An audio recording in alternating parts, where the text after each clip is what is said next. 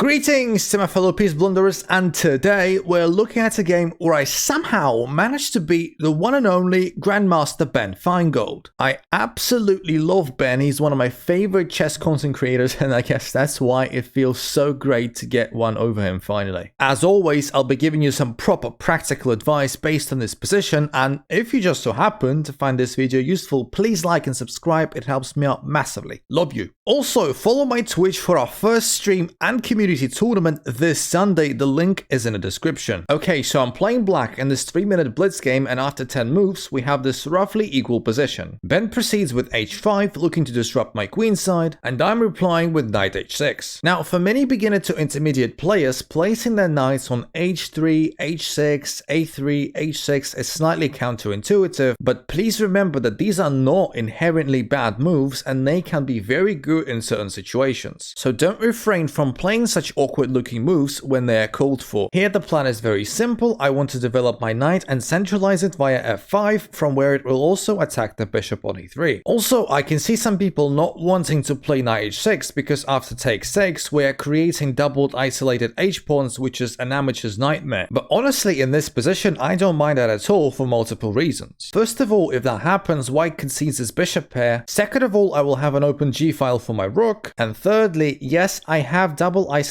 pawns on the h-file, but with most long-range pieces gone, for now, they will be surprisingly safe behind the opponent's pawn on h5. And this is exactly what ended up happening in the game. Now f3, preparing e4 and blunting my bishop on b7 a little bit, rook g8, placing my rook on a semi-open file, e4, knight e6 developing, and now knight h3 also developing. Now here I made a little inaccuracy, I played e5, not wanting the knight to jump into f4, but as soon as I played it, I realized that this was never the Ben's plan anyway. After knight f2, it becomes crystal clear that it wants to jump into g4, where it's going to target my weak h6 and f6 pawns. And here, what I should have played is bishop to c8, where it stops that idea, but I, in my typical fashion, blitzed out another silly move, knight to d4. It's somewhat irrelevant to my opponent's threats, and it doesn't enable me to create any threats of my own for now either. On top of that, it can get easily kicked out by c3. Knight g4 as advertised, and here, for a change, I decided to play a good move. It's just a shame I'm forced to do it from a bad position. Some of you may have noticed that h6 is now completely indefensible, and after taking it, the knight will continue rupturing from my position. The only way out for myself in this situation, and the engine's best move as it turned out, is sacking the exchange on g4, and after takes, I also get to take a central pawn on e4 for my troubles. And I think this is a very important insight. Don't shy away from sacking an exchange, it doesn't matter if it's for attacking or defending purposes. When your threats or your opponent's threats are too strong, you've got to do what you've got to do. Now c3, kicking my knight away, and it does of course go back to e6. And now bishop d3, Ben wants to get the bishops off the board. Here, in hindsight, I should have taken on g2, the position is completely equal after me taking on g2. But I figured that I didn't want to do it because then the rook comes to g1, and he takes on h7, and I couldn't see whether it was better than actually capturing on d3, which I eventually did. It turned out to be a mistake. Now white is much better yet again with +1, but come on, what do you expect from me? Not making mistakes? You're out of your mind. Rook takes, knight f4 developing and attacking the rook, rook retreats to d2, and after the wrong king e6, I'm in trouble. I felt compelled to make this move because of my urge to develop my king in the endgame, but in this particular position, it's actually very bad. After rook h to d1, with these squares being taken away from my king, white can now start creating some mating threats. If my king was on e7, it would have had more wiggle room. And now I do what I should have done on my previous move, I play c4. I want to put my knight on d3 where it'll be protected and annoying and theoretically at least as powerful as a rook. However, there is absolutely nothing that I can do against the completely winning idea of rook d6 check followed by rook d7 check, and the rook start jumping into my position and ripping it apart. And here comes the critical moment in the game, because this is where Ben made his losing blunder. As you can see, the quality of my play throughout the game was never really high, and I cannot really take the credit for beating Ben because, you know, it was the first game of his stream, so he wasn't really warmed up. and he said he wasn't feeling very good, so that must have impacted his game. And generally, I feel very lucky to have won because from this position I should lose like very quickly. However, I didn't. Here Ben played a somewhat greedy rook to d7, trying to create a mating net, but as soon as he played it, he realized that he missed knight to d3 check. Now the rooks are disconnected, attacking his rook on d7, and if he ever moves the king, then I just capture the rook. That is why he was forced to sacrifice the exchange back. And now I'm a pawn up and winning. And here Ben made another inaccuracy. He should probably take on d3, that is a very strong passed pawn, but instead he took on h7. I understand the idea, he wants to take on h6 and push his queenside pawns to win, but after rook d8, king d2, e4, this plan will just never come to fruition. My pawns are much quicker and stronger. And from here on out, there was nothing that Ben could really do. I was going to push my pawns till one of them queens, and then use the combined force of my rook and queen to eventually deliver mate. And that is going to be it, my favorite unintentional gambiteers. Let me know your thoughts in the comments. Don't forget to like and subscribe. And as per usual, may all your chess moves on the board be exclam moves, and have an excellent day. Love you guys. See you in the next one.